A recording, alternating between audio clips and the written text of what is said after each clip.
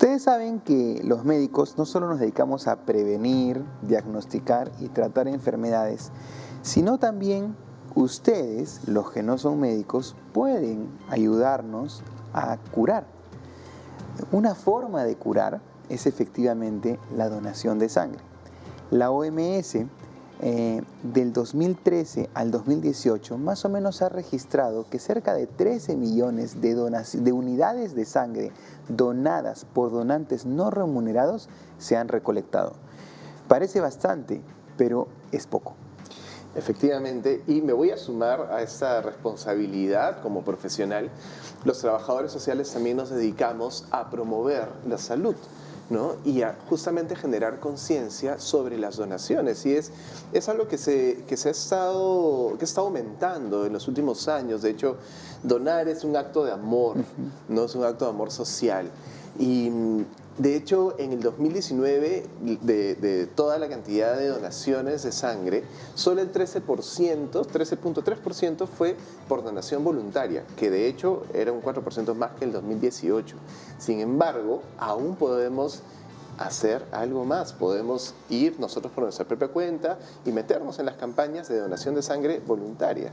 Sí. De hecho, eso es algo súper importante y el MINSA, el Ministerio de Salud, ha reportado que solamente el 1.06% de peruanos dona sangre, lo cual es una cifra sumamente baja porque existe una escasez de donación de sangre a nivel mundial, ¿no? Y nunca sabemos a quién le puede llegar esa unidad de sangre para poder salvar una vida. Yo creo que eso es algo que tenemos que generar conciencia y educar desde muy temprana edad, ¿no? El impacto que nosotros podemos tener de donar, como dices tú, es un acto de amor y de colaboración, y como sociedad trabajar de esa manera unida es sumamente importante. Y para poder seguir hablando un poquito más del tema, tenemos el día de hoy al doctor Almeida. Él es director general de la Dirección de Donaciones y Trasplantes y Banco de Sangre del MINSA. Doctor Almeida, ¿cómo está? Un gusto de nuevamente estar con ustedes. Nosotros aquí encantados de volver a tenerlo y hablando sobre un tema tan importante como es las donaciones de sangre. Cuéntenos, para poder entrar en el tema un poquito más, ¿para qué son, ¿no? Y para qué sirven estas donaciones? Porque muchas veces se cree que uno dona y inmediatamente se usa.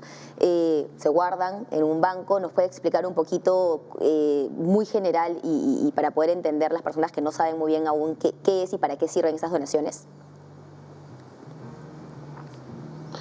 Sí, miren, una persona, cualquier persona que va a donar sangre va a ayudar a por lo menos a 3 personas. Wow. Primero, la sangre tiene componentes, los glóbulos rojos, el plasma y las plaquetas. Y cada uno tiene un tiempo de vida diferente.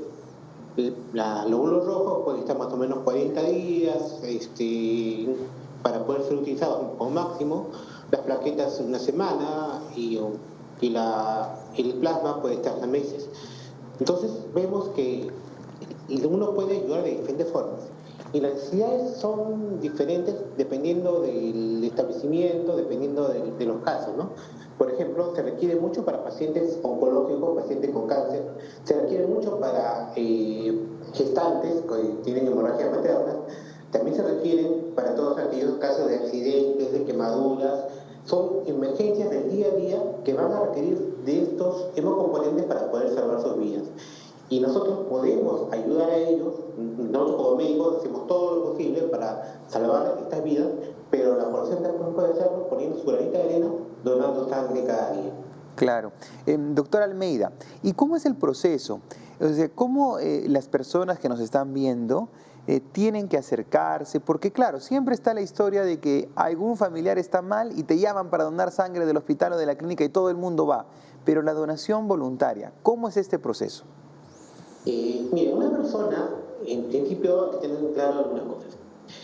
Una persona para ser donante, que es quiénes pueden ser donantes, tiene que ser primero mayor de 18 años, mayor de edad, pesar más de 50 kilos y tener hasta 55 años, y luego se puede evaluar, dependiendo de la edad, si las condiciones físicas de la persona, claro, si puede seguir siendo donante. Son cuestiones básicas.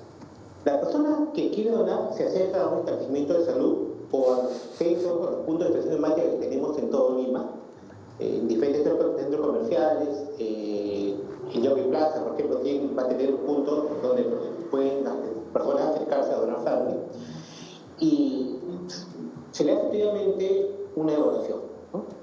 Se le ve que si no tiene una entrevista médica, si no tiene ninguna contraindicación, se le hace una prueba rápida para ver si no tienen anemia y también se le toma una muestra para descartar diferentes enfermedades, porque toda la sangre tiene que ser tamizadas, lo que es lo que llamamos. Se descarta HIV, hepatitis, HTLV, etcétera, etcétera, de tal forma de que se puede tener mayor seguridad de que la sangre que se va a transfundir está en condiciones adecuadas. La persona, luego de ser evaluada, una entrevista médica, se le pasa al proceso ya de la donación en sí, que demora más o menos 30 minutos en total. 10 minutos para extracción, claro. Y luego el tiempo para poder reposar, hidratarse un poco y poder luego ya ir a retirarse, ¿no? No debería demorar más, digamos, de 45 minutos a una hora desde que uno ingresa hasta que sale. Ya uno queda evaluado, haciendo la extensión y hacer la donación. Claro. Doctor Almeida, y dentro de estos 10 minutos, ¿cuántos litros o cuántos gramos? Mililitros, no sé cómo lo mililitros. miden en litros, ¿cierto? Mililitros. Se extrae. Y se extrae una unidad, y esta unidad por persona son más o menos 450 centímetros cúbicos, que es lo que se extrae por persona. 450 centímetros O sea, cúbicos. En litros, digo, para... Medio litro. Medio litro. Claro. Ah, ok. O sea, y eso no, ¿cómo interfiere en el cuerpo, no? Porque que te quiten medio litro de sangre... ¿afecta? Afecta, exacto. Mire, justamente por eso es que esos criterios tienen que tener más de 50 kilos, porque más o menos sacamos un volumen de 10%. Claro. ¿no? Claro. Entonces, tenemos que tener, una persona con un kilo tiene más o menos 5 litros de sangre. Así es. Entonces, por eso, que sacamos menos del 10% no hay ninguna interferencia. La hemoglobina va a bajar de repente un gramo, un poquito más. Y se recupera Pero rapidísimo. que no afecta. Así y es. Aún más, la persona que dona regularmente estimula la producción de Así sangre. es, Claro. tal cual. Así es. Es como si pusiéramos un aviso a todos tus progenitores hematopoyéticos, ¿no? Claro. Que tienen los médicos, Ajá. que produce sangre. Claro. Y tiene una sangre que es más joven, de repente más joven que nosotros. Totalmente. Totalmente. Nueva, que oxigena bien, que te ayuda y que te hace ver que estás en mejores condiciones. Un donante justamente puede donar 4 veces al año, el varón cada 3 meses y la mujer cada 4 meses. Y estos donantes regulares se benefician no solamente por el hecho de tener una sangre nueva, como digo, que cada vez, sino que se hace un hospital, que tenemos un control médico. Claro. Todas las pruebas, Claro. Y gratis. Así es. Qué interesante, doctor Almeida, y qué informativo. ¿Le parece si seguimos conversando después de la pausa? Porque aquí tenemos varias preguntas, ¿no? Sí, que queremos seguir haciendo y que de hecho son súper importantes. Así es que vamos a una pausa y regresamos para poder seguir conversando sobre la donación de sangres. O sea,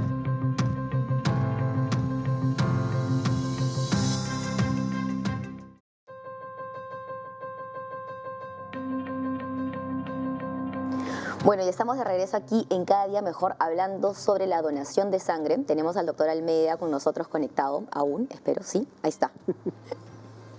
Doctor Almeida, tengo una pregunta así ya de cajón en relación a cómo ha evolucionado las creencias en relación a la donación de sangre. Por ejemplo, el tema de los tatuajes, el tema de la hepatitis, el tema de las personas homosexuales. ¿Qué nos puede decir un poquito sobre esto? Porque hay muchos mitos alrededor, también mucha desinformación. Entonces, si nos puede aclarar un poquito esto. Sí, una persona con tatuajes puede donar después de haberse hecho el tatuaje, después de haber pasado un año. La persona puede donar sin ningún problema. En el caso de la persona con hepatitis, hay que tener claro que aquellas personas que tienen hepatitis A sí pueden donar luego que se han recuperado. Los casos de hepatitis B o C sí necesariamente que son descartados. En general hay que hacer evaluaciones posteriores. Para eso que se hacen todas las pruebas necesarias para poder hacer la donación. En el caso de las personas que llamamos homosexuales, sí se ha considerado últimamente de que las personas no es la conducta sexual no, de este tipo no es una contraindicación. ok. Lo que Lo que interesa es cómo se comportan en el día a día.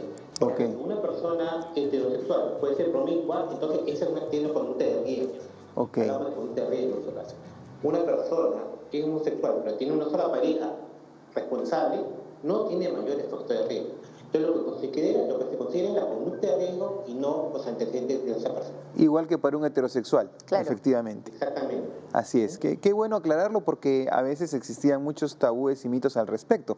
Doctor Almeida, y respecto a los grupos sanguíneos, explíquenos un poco, obviamente para mí como médico es fácil entenderlo, pero quizás para nuestros televidentes no.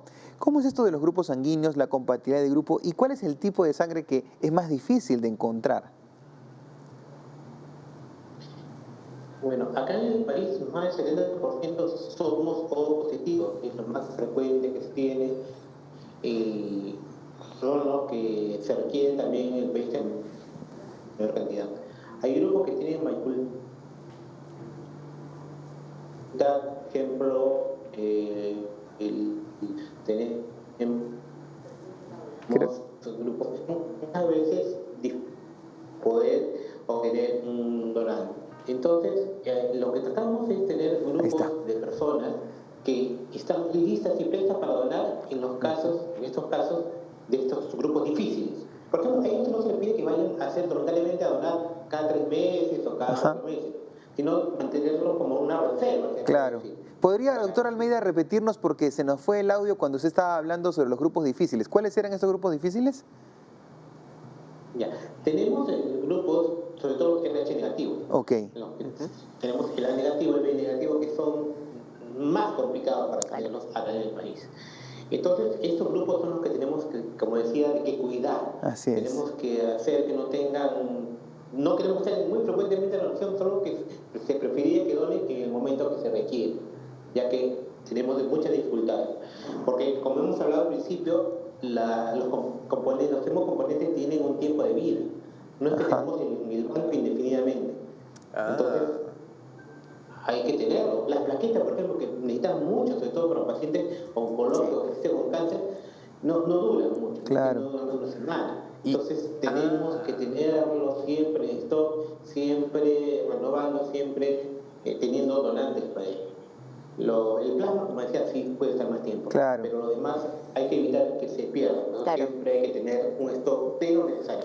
También es un tema logístico, ¿no? Como claro, hay que manejar cuáles son los productos que entran y que salen más, cuáles son los que necesitan menos cantidad, pero que tengo que tenerlos en el momento necesario. Qué bueno. Así se maneja un banco. Un banco de sangre es un centro de producción cuyo producto es la sangre.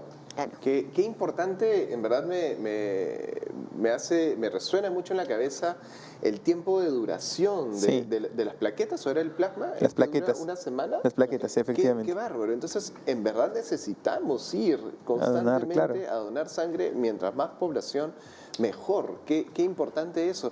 Y me parece, doctor, que hace un rato comentó sobre los centros donde se puede ir a donar.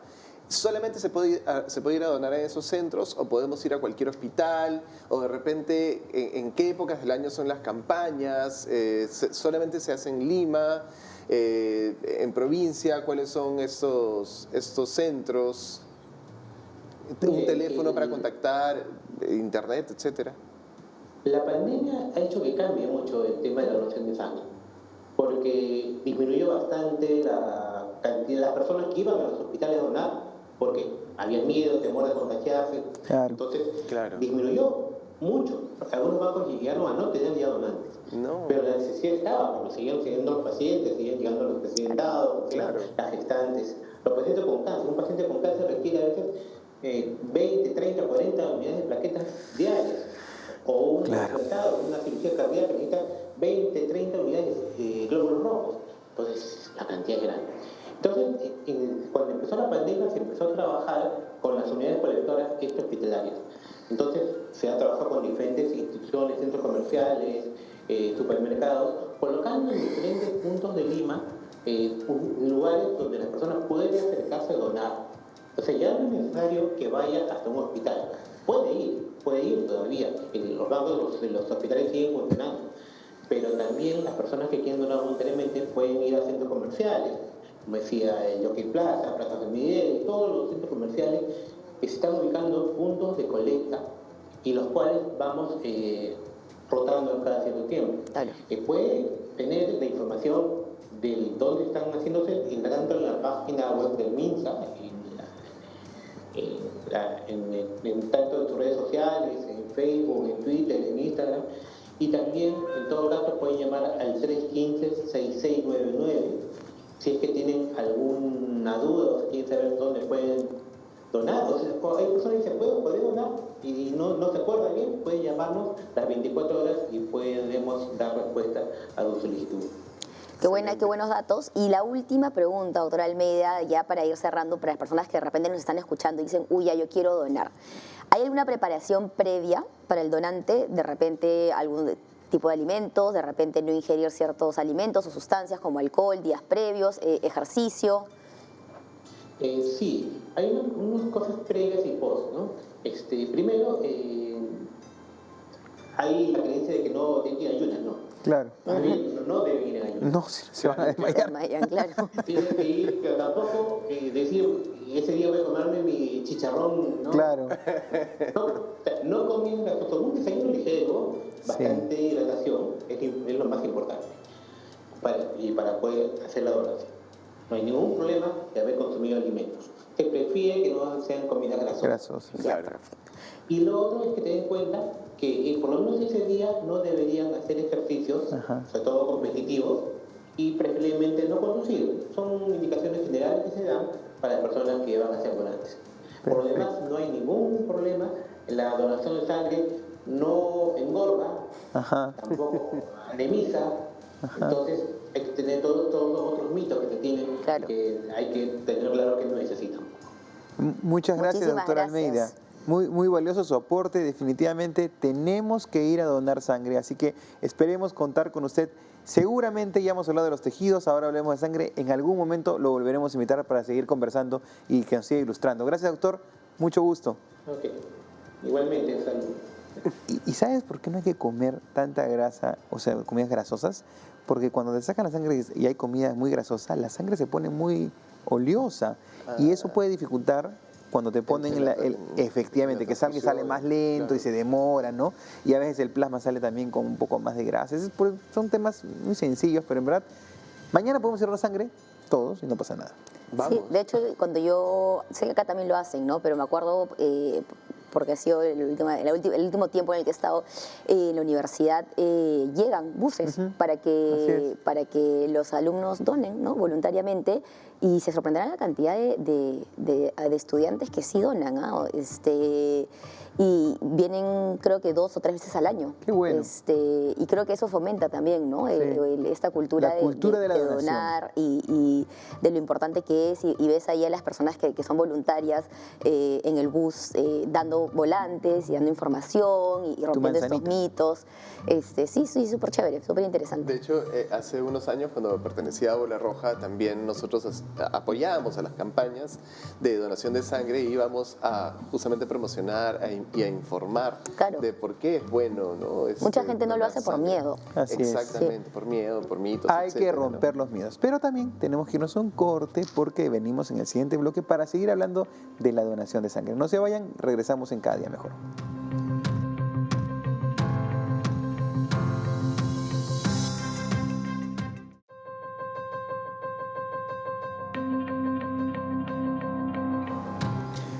Volvemos en Cada Día Mejor hablando sobre las transfusiones y la donación de sangre, ¿verdad? ¿Cómo podemos? El doctor Almeida ha sido muy claro, ¿no? 30 minutos, 3 veces al año si eres mujer, 4 veces al año si eres hombre, pero puedes salvar por cada donación 3 vidas. Increíble. O sea, al año puedes salvar unas 9 vidas más o menos. Solo una persona. Solo una persona. Increíble. Si fuésemos más, imagínate. Imagínate. Oye, ¿y sabes qué? Me quedé pensando un poco en este medio litro de sangre que te extraen. ¿En cuánto tiempo uno puede recuperar o sea, en cuánto tiempo el cuerpo vuelve a generar este medio litro de sangre para cubrir todo lo que necesitamos? ¿Te tomas medio litro de agua y ya está? No. ¿Cómo es? No. De hecho, a ver, el proceso de formación de las células sanguíneas ocurre en la médula ósea. La médula ósea tiene células progenitoras hematopoyéticas, así se llaman, son células madre que van a diferenciarse ya sea en glóbulos rojos, en plaquetas o en leucocitos. Y obviamente en cada una de sus subfamilias que existen, ¿no? Los glóbulos rojos demoran en producirse 2 días desde que la célula madre empieza a mandar la orden para producirse, y se producen cerca de 2 millones de glóbulos rojos por segundo. ¿Qué? ¿Por segundo? O sea, es la capacidad de poder regenerarse. De hecho, la tasa metabólica o el órgano que más tasa metabólica tiene junto con el cerebro es la médula ósea. Wow. ¿Cuántos glóbulos rojos tenemos en el cuerpo, más o menos? Bueno, más o Billones. menos calculemos que 5 a 7 millones de glóbulos rojos tenemos en el cuerpo. Tenemos más o menos 13.5 gramos de hemoglobina en promedio, ¿no? O sea y son 60 mililitros por kilo de sangre que tenemos los humanos. Entonces, por ejemplo, si pesas 70 kilos, son cerca de 4.9 litros. Y ahora que estás diciendo todo eso, me suena o me hace pensar en el hierro, Maca, y la nutrición. ¿Qué relación hay entre la nutrición y la extracción de la sangre? Bueno, de hecho, como dijo el doctor Almeida, muchas personas creen de que si dono sangre me voy a volver anémica, ¿no? No, pues. Y eso es un gran mito. En realidad, el tema de la anemia viene por una falta de hierro, ¿no? Principalmente, pueden haber otras causas también, otras deficiencias, pero si nosotros tenemos una alimentación balanceada, una alimentación que incluya fuentes de hierro, animal, vegetal, incluimos nuestras vitaminas como la vitamina C, que ayuda a fijar el hierro, nos hidratamos, como dice, ¿no? Todo esto ayuda también a que nuestra producción de sangre sea buena, y no tiene nada que ver con el tema de la anemia, ¿no? O sea, no porque tú dones sangre vas a volverte anémico o anémica, ¿no? Y creo que ahí es importante recalcar lo que él mencionaba en relación a romper un poco estos mitos que a veces son limitantes y que no nos ayudan a donar, ¿no? A ser parte de esta red de solidaridad que podemos, en los cuales podemos pertenecer. Pero definitivamente el tema de la anemia es un tema sumamente amplio, que probablemente tengamos un programa al respecto, porque es un tema bastante latente en el Perú, sobre todo en una población niños, que es acá el expertise del doctor, pero no se preocupen, donar sangre no va a hacer que tengamos anemia, y hay que tener una buena alimentación, incluir nuestras fuentes de hierro, y además, como dijo el doctor, si van a donar, hidratarse muy bien antes y después. Así es. Exactamente, y yo creo, le sumaría a eso, que siempre es importante que nos informemos, ¿no? Así como siempre estamos tratando de informar aquí en el programa, y si aún nos quedan dudas, podemos seguir informándonos, podemos seguir yendo a los especialistas para que nos digan si estamos en la capacidad o no de donar sangre, ¿no? Y también siempre promover entre nuestra familia, entre nuestros amigos, incluso la gente con la que trabajamos, conversar sobre este tema que es tan importante, porque como bien decía Roberto, como bien decía Maca, podemos salvar vidas, y nosotros somos una sociedad que estamos para estar con nosotros, claro, ¿no? O sea, para ayudarnos, para convivir en esta armonía que buscamos.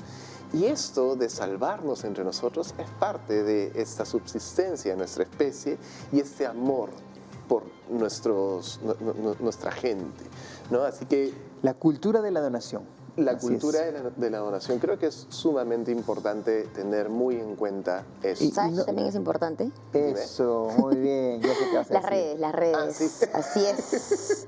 No se olviden. Porque pueden ustedes compartir, bueno, nos pueden seguir en las redes, que de hecho ahí nos pueden dejar comentarios, dudas, preguntas, otros temas que quisieran que toquemos, pero también pueden compartir este episodio por YouTube. Porque ahora estamos en YouTube. Exactamente, Así es que verdad, lo pueden para que compartir lleguen en más propias personas redes. y más personas se informen al respecto de la donación de sangre, que es algo sumamente importante. Así que nos vemos. Importante. Vayan a donar, Ya por nos favor. vemos en la donación, más bien. Sí, así es. Salven vidas. Adiósito. Chao. Chao.